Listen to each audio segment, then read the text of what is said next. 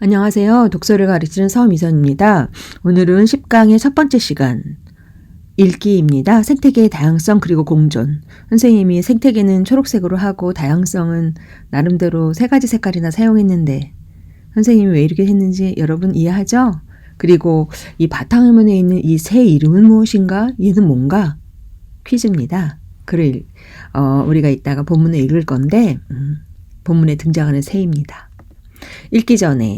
항상 읽기 전에가 중요하다는 거 알죠, 여러분? 이 글을 읽을 마음의 준비를 해야 되는 거. 배경 지식을 활성화하는 거 되게 중요합니다. 이 글은 다윈의 진화론이 지닌 본질적인 가치를 설명하고 있는 글이다. 설명문이구나. 다윈의 진화론?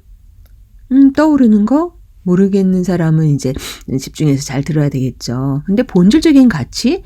그렇다면 본질적이지 않은 생각들을 우리가 하고 있다는 얘기인가? 아무튼 글에 등장하는 과학 용어나 개념을 명확하게 이해하면서 읽어보자. 네, 읽을 준비 됐습니까? 바로 들어가겠습니다. 그렇죠. 다윈의 진화론 중요하다고. 그래서 우리 워크북에는 찰스 다윈이라고 연표가 나와 있는데 와, 무려 1809년에 태어나신 옛날 고리짝. 그렇죠. 1882년에 돌아가신 영국의 생물학자. 물리학을 하는 사람들이 맨날 니네들은 뉴턴 있어? 아인슈타인 있어? 그러면 생물학자들은 우리한테는 다윈이 있어? 이렇게 말을 한다는데 생물의 진화를 주장했죠. 이 세상을 움직이는 원리는 신이 인간을 창조한 거다라고 하는 그 종교 위주의 어떤 그 설명의 분위기 속에서 자연적으로 선택한 거다. 인간은 이런 진화를 주장한 거. 자연 선택에 의해 새로운 종이 기원한다. 자연 선택설을 발표한 분입니다. 진화론에 대한 통념, 일반적으로 널리 통하는 개념, 아까 본질적인 가치라고 했는데 우리 여러분 다윈의 진화론 하면은 뭐가 생각나요? 일단 선생님이 사진을 이게 다 갖다 놨는데 수염이 풍성하신 이런 할아버지시구나. 영국의 생물학자. 선생님이 지질학, 동물학, 식물학이라고 써놨는데 그렇죠. 오늘날로 얘기하면 융복합이라는 이상한 말이 있죠. 통섭. 그렇죠. 종합적인 능력을 갖고 있는 지질, 동물, 식물 전체를 아우르는 그런 학자였습니다. 파란색, 종의 기원이라는 책을 썼고요. 그런데 우리가 다윈의 진화론, 야, 너 진화가 아직 덜 됐어. 진화론이라고 하면은 보통 우리 머릿속으로 1번, 선생님 표준국어 대사전에서 찾아왔는데요. 1이나 3을 따위가 점점 발달하여 간다. 그러니까 원숭이에서부터 점점 일어나는. 그래서 진화론이라고 하는 거는 점점 최고가 되어가는, 열등한 거에서 우등한 게 되어가는, 선생님 적자생존이라고 하는데 1등, 최고가 되어가는 이런 진화론이라고 하는 것은 우리가 딱 적자생존이라는 말이 생각나기도 하고 이런 건데 이런 건 전부 다 1번, 표준국어 대사전 1번 뜻, 1이나 3을 따위가 점점 발달하여 간다. 그런데 2번 뜻이 있습니다. 생명과학에서 생명을 말하는 데 있어서 진화론이라고 하는 거는 생물이 기원 이후부터 점진적으로 변해가는 현상, 변해간다. 이게 아마 다윈의 진화론의 핵심일 텐데요. 왜 1번이 아니고 2번인가? 근데 왜 사람들은 진화론 하면 1번을 생각하는가? 글 속으로 한번 들어가 볼까요? 들어가기 전에 이은희 이 여인은 누구인가? 그렇죠. 이은희 선생님은 과학 칼럼니스트라고 했는데 좀 더 정확하게 얘기하면 과학 커뮤니케이터. 대중들한테 과학을 쉽고 재미있게 알리는 그런 글을 쓰시는 분인데요. 연대 생물학과 나와서 맨 처음에는 그 직장인으로 직장 생활을 하다가 직장 일이 너무 무료해서 밤에 블로그에다 글을 썼습니다. 당신의 아이디를 하리하라라고 해갖고 생물학에 관한 아주 좀 깊이 있는 글. 그랬더니 출판사에서 연락이 왔대요. 책을 내자고. 그게 하리하라의 생물학 카페, 너무 유명한 책입니다. 그런데 우리가 읽을 생태계의 다양성 그리고 공존은 이런 그 하리하라의 대표적인 과학책이 아니라 출처는 거꾸로 생각해봐. 2번째 권. 세상도 나도 바뀔 수 있어 라고 하는 건데 이거는 다양한 소비, 그 다음에 다름을 인정하는 거, 그 다음 신자유주의 뭐 등등 여러 사회적인 가치에 대해서 뒤집어서 생각하게 해주는 에세이 모음인데 그 중에 네 번째, 선생님 네모해놨죠. 약육강식만이 생태계의 질서라고 다윈은 약육강식을 말하지 않았다. 생태계의 또 다른 이름, 다양성 그리고 공존 이은희. 여기에서 글을 가져왔습니다. 이미 제목에 다 얘기했네. 그렇죠? 바로 본문 들어가겠습니다. 여러분, 요번 글은 문단이 많아서 선생님이 그냥 크게 한 6개 정도로 나눠서 일단 첫 번째, 선생님이 여기서는 2개의 문단인데 첫 번째 여러분이 한번 먼저 읽어보시고 모르는 과학적인 글을 읽을 때는 용어의 개념이 중요하니까 모르는 단어, 이 개념은 무엇인가 생각하면서 한번 읽어보세요. 여러분 모르는 단어 뭐였어요? 쌤이 약육강식 그렇죠. 약한 자가 강한 자한테 먹힌다. 약육강식의 세계, 약육강식의 논리 이러죠. 적자생존, 환경에 적응하는 생물만이 살아남고 그렇지 못한 것은 도태돼서 멸망한다. 변이라는 말도 나왔습니다. 변해간다. 같은 종의 성별 나이와 관계없이 모양과 성질이 다른 개체가 존재한다. 다양한 변이가 존재한다 할 때 변이, 약육강식, 적자생존, 변이 뭐 이 정도 몰랐을 텐데 선생님이랑 정리해가면서 하겠습니다. 첫 번째 문단, 두 번째 문단, 선생님 네모 1번 했는데 이게 첫 번째 큰 문단입니다. 첫 번째 문단, 사람들은 흔히 인간 사회에서 나타나는 경쟁 구도를 설명할 때 찰스 다윈의 진화론을 언급하는데 그 경쟁 구도 중에서 어떤 거? 세상에 존재하는 모든 부조리와 불평등의 근원이 진화론에 나온다고 생각하는 약육강식과 아까 우리 얘기했죠. 약한 사람은 강한 사람한테 먹힌다. 적자생존, 최고로 적응을 잘하는 사람만이 살아남는다 라고 하는 원리고 진화론이 이를 뒷받침해주는 논리라고 생각한다. 하지만 과연 그럴까? 아니란 얘기죠. 사실 진화론만큼 오해를 받은 과학이론도 드물다. 그러면서 두 번째 문단, 두 번째 문단, 많은 사람들이 진화에는 우등, 열등, 그렇죠. 좋고 나쁨, 우열관계의 바탕을 둔 특정한 방향이나 목적을 향하는 성질이 있다고 오해한다. 우리 아까 낱말 뜻 봤죠? 일정하게 점점 좋아지는 거. 1번 뜻, 즉, 좀 더 자세히 설명하겠어 이런 뜻이죠. 세월이 지남에 따라 생물체는 이전보다 더 훌륭한 것이 되어 이상적인 생물체의 모습에 한 발씩 가까워지며 열등한 존재는 진화를 거쳐 고등한 존재로 발전된다고 여긴다. 얼핏 보면 생물체가 진화를 거쳐 단순한 존재에서 복잡한 존재로, 미숙한 거에서 성숙한 존재로 이렇게 발전과 개선을 내포한다고 생각하기 쉽지만 이러한 생물체의 변이는 우연적인 사건이지만 조금 달라지는 거.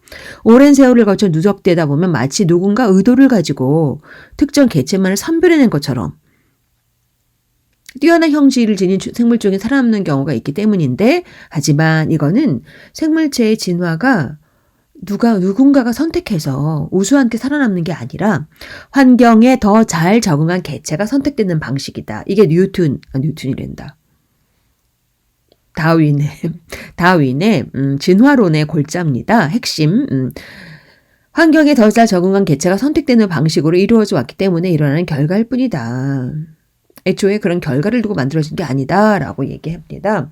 옆에 질문 네모 1번. 글쓴이가 진화론만큼 많은 오해를 받은 과학이론도 드물다고 말한 의도는 뭔가? 사람들이 진화론에서 갖고 와서 인간사의 경쟁구도 얘기할 때 봐라. 약육강식 적자생존의 논리를 얘기하니까. 그렇죠. 2개의 문단 빠르게 한번 정리해 볼까요? 제목을 뭐로 잡으면 될까? 진화론에 대한 그렇죠. 일반적인 오해와 그에 대한 반박을 얘기했습니다. 조금 더 선생님이 간단하게 정리를 해보면 찰스 다윈의 진화론 사람들은 잘못 생각하고 오해를 하고 있단 말이야. 어떻게? 약육강식, 적자생존의 원리를 떠올린단 말이지.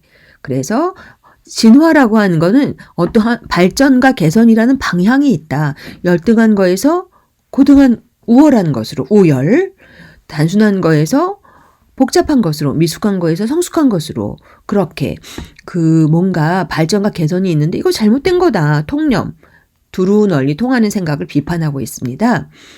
우리가 이런 그림 있죠. 그렇죠. 원숭이에서부터 점점 일어나서 진화가 발전 개선한다. 이거 아니다. 너희들이 잘못 생각하고 있다라고 처음 얘기하고 있습니다. 하지만 우리는 여전히 진화론이라는 말을 들으면 약육강식 적자생존. 그렇죠. 그런데 사실 이 말을 쓴 사람은 다윈이 아니라 다윈의 친구, 철학자이고 경제학자였던 스펜서다라는 얘기가 나옵니다. 스펜서가 이런 말을 했대요. 다윈은 나중에 이 말을 조금 옮겼을 뿐이다라는 말이 나옵니다.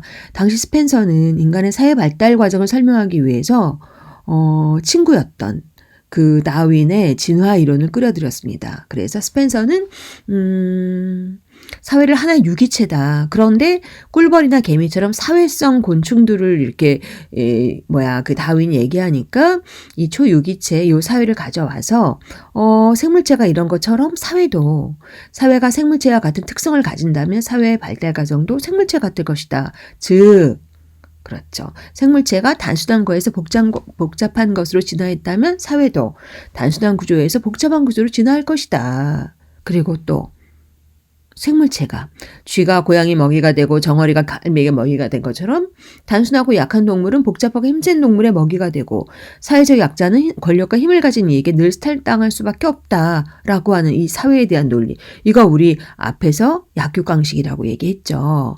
그래서 스펜서가 이런 말을 썼답니다. 적자생존 약육강식. 그래서 다윈의 친구였으니까 다윈의 진화론을 가지고 생물학적 진화론을 가지고 인간 사회의 변화 과정을 설명해서 사회 진화론이라고 말을 했답니다. 애초에 스펜서가 말했던 약육강식과 적자생존이라는 말을 다윈은 왜 이렇게 했을까? 친구였고 그 스펜서가 사실 이제 요에 관련 영상을 보니까 다윈의 약간 스폰서 같은 다윈의 생각을 여러 사람들한테 막 대중으로 강연하고 있었는데 스펜서가 다윈의 얘기한 걸 쓱 가져다가 적자생존 약육강식이라고 하니까 다윈의 종이기원이 모두 6번 발행을 했답니다. 그때마다 조금 달라졌는데 초기 판본에는 다윈이 쓴 말이 아니니까 적자생존이라는 말이 나타나지 않는데 5판을 찍을 때 스펜서가 말한 적자생존이라는 단어를 이제 도움이 될 거다 생각하고 그때 기록했을 뿐이지 원래 초판에는 다윈의 생각은 아니다. 그럼 다윈의 생각은 뭐냐? 이전에 다윈이 진화론에서 사용한 주요 단어는 자연선택이라는 말이었다. 제목 제일 중요한 거 스펜서의 사회 진화론과 다윈의 자연선택. 조금 표를 정리해 볼까요? 그렇죠. 중요한 내용 요약했는데 스펜서의 사회 진화론. 그렇죠. 약육강식과 적자생존 우리가 잘못 알고 있는 다윈 하면 떠올리는 적자생존 아니다. 이 말을 쓴 사람은 누구다? 사회 진화론을 얘기한 스펜서다. 스펜서는 생물체의 사회를 보고 사회도 그럴 것이다. 단순한 것에서 복잡한 것으로 약한 것들이 강한 것들한테 먹히고 그래서 그런 것들만 살아남는 그래서 약육강식, 적자생존 이런 말을 썼답니다. 다윈은 초기 판본에는 언급조차 하지 않고 5판에서야 친구의 스펜서의 얘기를 쓱 가져다 써서 다윈이 얘기했던 건 자연선택, 스펜서의 사회진화론과 다윈의 자연선택. 스펜서가 한 말이다. 그렇다면 다윈은 어떤 말을 강조했나? 첫 번째 문장. 다윈이 주목한 지점은 생물체에서 일어나는 변이의 다양성이다. 우리 변이란 말 앞에서 했죠. 조금 달라지는 거. 특히 유성생식을 하는 우리 암수 구별하는 거. 후손을 낳을 때 특성상 조금씩 다른 자손을 낳는다. 당연하죠. 우리 엄마 아빠의 자녀들 다 조금 다르죠. 그래서 그 조금 다른 거는 환경에 기대어 살아가기 시작하는데 주변 환경에 조금 더 잘 적응한 개체가 살아남는 거지 우월한 게 살아남는 게 아니다. 그래서 잘 적응한 게 자신의 유전자를 후손에게 물려줄 가능성이 커진다. 이게 오래도록 자리를 잡아서 그 생물종의 특징으로 자리 잡는다. 그러니까 굵게 다윈은 이러한 변이가 쌓여서 점차 환경에 더 잘 적응된 방식으로 변화한다고 생각했어. 더 잘 적응한 방식이지 한 가지 방식, 우수한 거 이게 아니다. 더 구체적으로 말하면 다윈이 한 말을 인용하고 있는데요. 큰 따옴표 읽어볼게요. 멋진 문장이 맨 마지막에 나옵니다. 변화는 생명체가 환경에 더욱 잘 적응하기 위해서 번식 행위를 통해 우연히 이루어진다. 그 과정에서 어떤 외부의 힘이 개입하여 작용하지 않으며 모든 생명체는 우열이 없다. 다윈이 한 말이네. 좀 감동적이죠? 이렇게 썼어요. 이걸 어디에서도 약한 것이 강한 것보다 열등하며 강자가 약한 걸 짚어봐도 된다. 이런 뜻은 담겨져 있지 않죠. 적자 생존 뭐 이런 거 없습니다. 1등이 최고, 1등만이 중요해 이런 거 없습니다. 그러니까 다시 한번 다윈은 그 대신 어떤 단어를 강조했어요. 다윈은 다양한 생물종을 관찰한 뒤 생물체를 있게 한 원동력은 환경에 적응하며 얻게 된 다양성이다라는 결론을 내렸답니다. 우리 변이라는 말 다시 한번 확인합시다. 정리해볼까? 크게 세 번째 문단. 그렇다면 다윈은 그렇지. 변이의 다양성을 주목했다. 좀 더 설명하면 주변 환경에 더 잘 적응한 개체가 살아남는데 이건 우연이다. 다윈이 주목한 변이의 다양성 이해가 됩니까? 그 다음. 이거 아까 맨 처음에 나왔던 거. 이거 핀치라고 하는 새입니다. 중남미 에콰도르에서부터 한참 떨어져 있는 갈라파고스라고 하는 너무 멀리 떨어져 있어갖고 이 안에서만 살 수밖에 없는 이 다양한 환경이 있는 여기 살 수밖에 없는 새들의 모습이 이 부리는 지금 길다라는데 여기는 갈라파고스 제도의 핀치 이 새 이름이 핀치인데요. 읽어보면 다윈은 같은 종이면서도 먹이에 따라 부리의 모양이 다른 이 새를 보고 아 생물이 그 환경에 따라 조금 달라지는구나. 생물 변이에 대해 많은 아이디어를 얻었다. 그리고 그 옆에 너무나 유명한 생명의 나무 이 연습장처럼 띡띡띡띡 그어가면서 혹시 우리가 여기서부터 이렇게 갈라지는 게 아닐까? 1800년대에 이런 생각을 한 다윈 정말 위대한 학자라고 생각해요. 그래서 들어갑니다. 다윈이 획일성보다 다양성에 더욱 주목했다는 거는 다윈의 핀치, 아까 그 새 이름이죠. 핀치라는 별명으로 알려진 갈라파고스 핀치에 관한 연구에서 뚜렷이 드러난다. 1835년 9월 에콰도르 서쪽에 한 멀리 1000킬로미터나 떨어진 곳에 도착했는데 배를 타고 이제 탐사를 다녔거든요. 근데 다윈은 그런데 여기에 13종이나 각각 다른데 그 다음 옆에 워크북으로 넘어가서 옆에 그림 있죠. 부리 모양이 다 달라. 그런데 부리 모양이 천차만별인 거예요. 그래서 왜 그랬을까 봤더니 예를 들어 예시 세 번째 줄 나무 껍질 안쪽에 숨어있는 벌레를 잘 잡아먹는 핀치는 당연히 주사바늘처럼 부리를 갖고 있었고 견과류나 씨앗을 먹어야 돼. 단단한 껍질을 부술 수 있는 튼튼하고 강한 지렛대 모양의 부리. 이런 식으로 13종의 핀치가 다 달랐다는 얘기예요. 뭐에 따라서? 선생님이 굵게 해놨죠? 다윈은 다양한 핀치의 부리 모양과 먹이의 관계를 관찰한 결과 13종의 핀치는 원래 하나의 종이었으나 오랜 세월 저마다 처한 환경에서 가장 능률적으로 구할 수 있는 먹잇감을 찾는 동안 다양하게 변화해 갔을 것이다 라고 생각했습니다. 여기서 중요한 건 생각해봐. 만약에 모든 게 단 하나의 다양한 종이 아니라 다양하게 세분된 게 아니라 딱 하나만 한 가지 먹잇감만 집착했다면 멸종됐겠지. 그래서 맨 마지막 진화의 가장 큰 무기는 다양성의 증가다. 이게 진화론의 핵심이다. 이런 사례 그렇죠. 여기 예시 많이 들고 있습니다. 자연계에서 이러한 예는 무궁무진하다. 서로 누군가한테는 쓰레기일 수 있지만 그렇죠. 그 다양한 거 누구한테는 귀중한 자원이 될 수 있는 거 서로 공존하고 공생하는 거 다양성의 증가 소의 배설물이 새똥구리에게는 더없이 훌륭한 먹잇감이 되고 그래서 소와 새똥구리는 같이 공생한 관계죠. 악어의 이빨에 끼인 찌꺼기조차 악어새에게는 훌륭한 먹잇감이 되는 거. 그러니까 이 생물계는 서로 도와가면서 공존하고 공생하는데 이걸 가지고 우리가 약육강식, 적자생존 이렇게 생태계를 이렇게 말한다는 건 모욕이다. 그렇죠. 진화는 경쟁이 아니라 다양성의 증가다. 서로 공존하고 공생하고 있다. 다시 한번 정리해 볼까요? 그렇죠. 다윈의 진화론을 대표적으로 이렇게 증거로 내세우고 있는 게 갈라파고스 섬에 살고 있는 핀치였어요. 핀치의 부리와 먹이의 관계는 13종이나 저마다 처한 환경에 따라서 변화됐다고. 그렇죠. 이러한 서로 이렇게 그래서 어느 하나를 가지고 싸우는 게 아니라 다양하게 이렇게 다양성이 증가되면서 서로 이렇게 자연을 이루고 있다는 거죠. 이런 자연계의 사례는 소와 쇳덩구리, 악어와 악어새처럼 다양성 또는 공존의 사례로 들 수 있습니다. 그 다음 이어지면 그래서 여기 나와 있죠. 다양한 생물종이 아무리 각각 다양한 자원을 나누며 살아간다고 해도 가지수에 비해 자원의 가지수가 적으면 적을 수밖에 없죠. 경쟁하는 일은 피할 수 없는데 그럴 때 다양한 자원을 이런 상황에서는 그렇죠. 욕심 부리지 않는다고. 인간들처럼 실제로 많은 생물종은 서로를 내쫓기 위해 싸움을 벌이기보다는 서로 공존하는 방식을 찾고 있다. 생태계는 경쟁보다는 공생이 진화의 원동력이다라고 다윈의 진화론의 핵심을 이어받아서 주장하는 여성 생물학자가 있는데 린 마굴리스라고 공생 진화론을 주장하는 학자가 있는데 이 진화론은 뭐냐면 생명체는 한정된 자원을 놓고 서로 경쟁하기보다는 한 발 물러서서 서로 돕는 상부상조.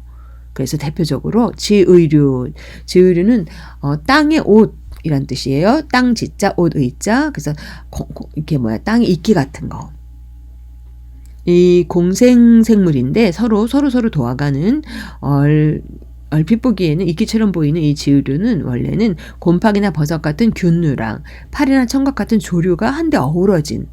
그래서 조류는 광합성을 통해서 포도당을 합성한 다음에 이걸 균류한테 나눠주면 균류는 포도당을 가지고 받아서 여기서 수증기를 흡수해서 조류가 생존할 수 있도록 포자 방출을 돕기도 하고 서로 도와주는 지유류의 공생관계는 밀접하게 이 둘을 분리하면 서로 생활할 수 없을 정도로 둘이 같이 의존도가 아주 강하죠.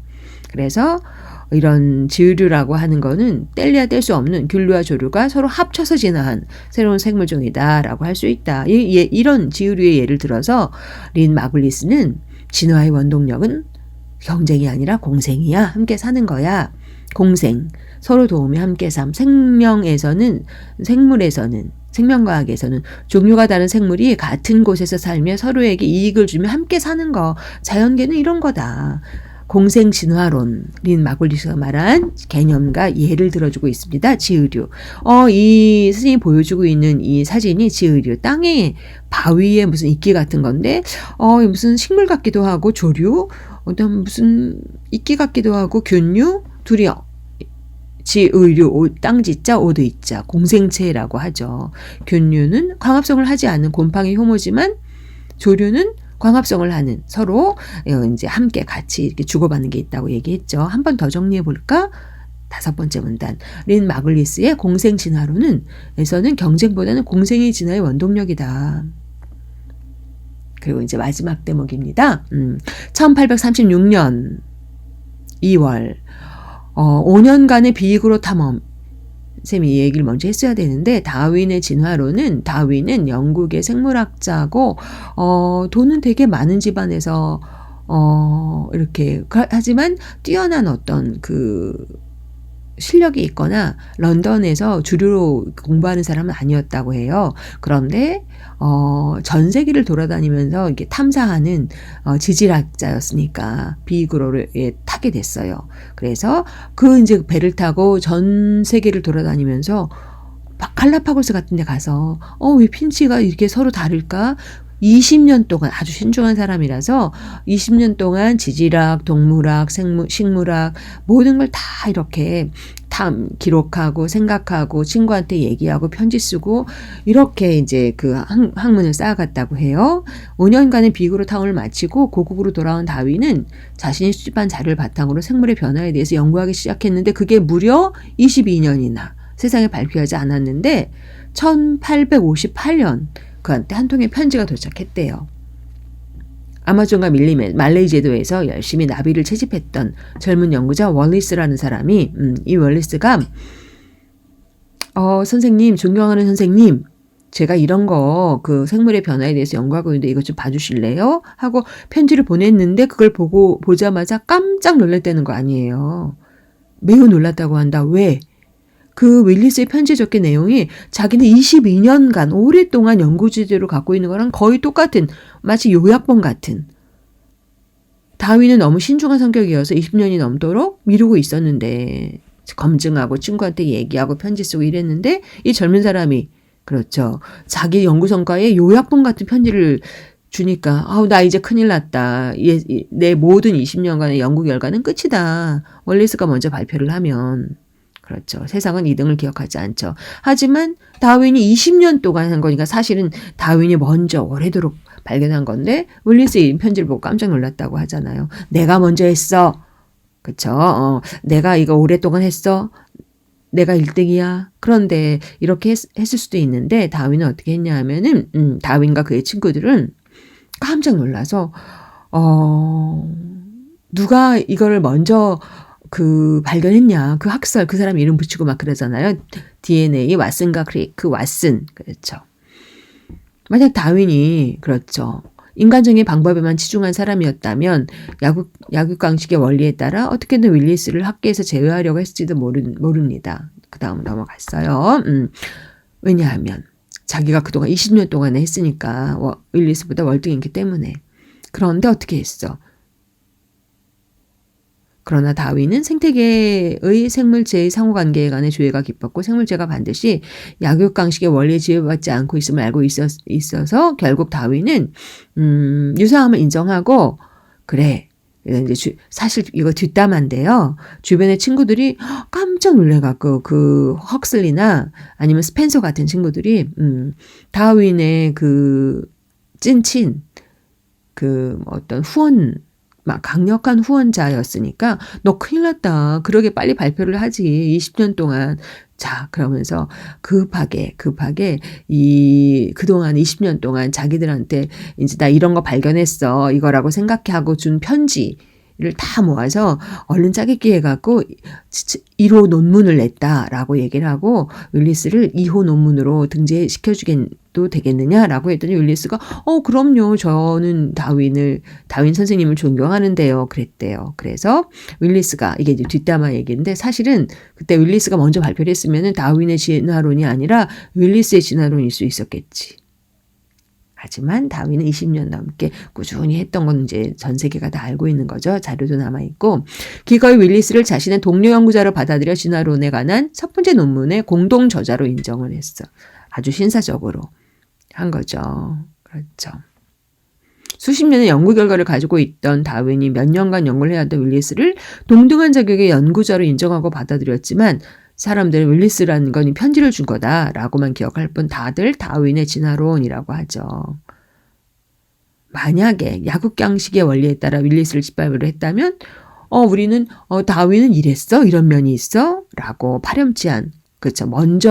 후배가 먼저 발견했다고 해서 그걸 가로챘구나 하는데 다윈은 그런 경쟁과 배제 대신에 공존과 화해를 선택했고 해서 그 이름을 지금까지 빛나게 만들었죠.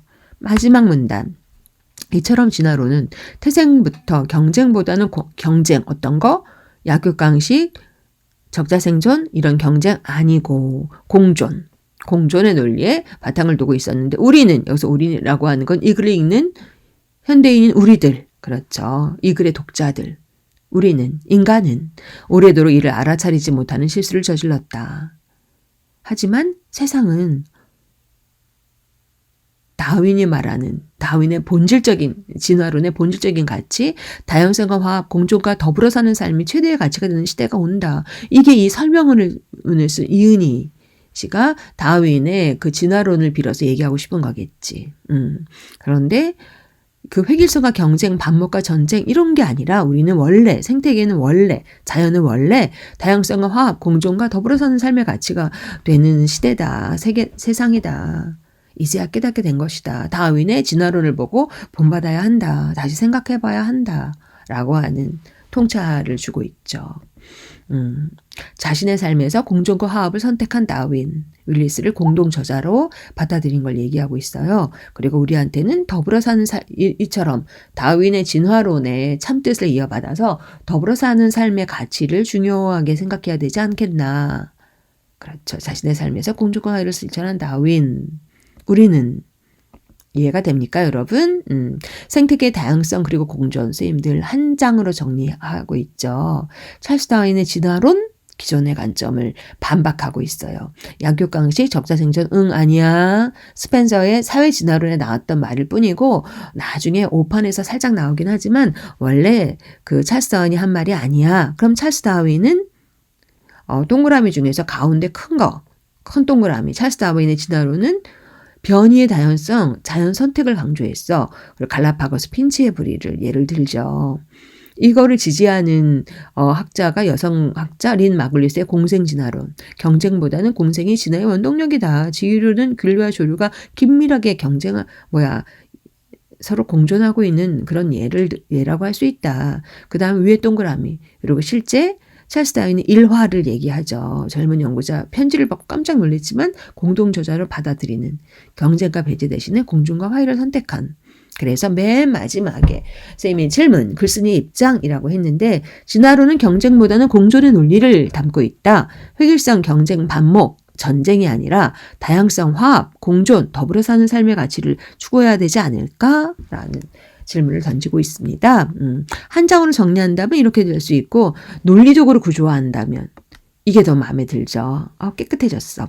글쓴이의 입장부터 진화론을 왜 갖고 왔어? 진화론은 경쟁보다는 공존의 논리다. 우리는 다양성, 화합, 진화론의 본질적 가치인 공존, 더불어 사는 삶의 가치를 가져야 되지 않겠나? 어떻게 살아야 될 것인가의 문제에서 진화론, 선생님이 주황색, 기존의 관점을 비판하고 있죠. 약육강식, 적자생존, 아니야. 사회진화론에서 나왔던 말일 뿐이야. 적자생존은. 그리고 이게 아니라 새로운 관점, 진화론은 본질적 관점, 자연 선택서를 주장했고 변이의 다양성을 강조했다. 핀치의 부리, 환경에 따라서 달라진 예, 공생의 사례, 악어새 생각나죠? 린 마글리스의 공생진화론 여러 번 나왔습니다. 그래서 진화론의 공동저자로 받아들인 것도 그렇고요. 오늘 급하게 많이 벅차게 달려왔는데 이해가 됐습니까? 다음 시간엔 학습활동으로 앞에서 오늘 배운 거를 간단하게 정리하겠습니다. 선생님 너무 말을 많이 하고 30분이 넘어가니까 마음이 급해져갖고 오늘도 수고 많이 했습니다, 여러분.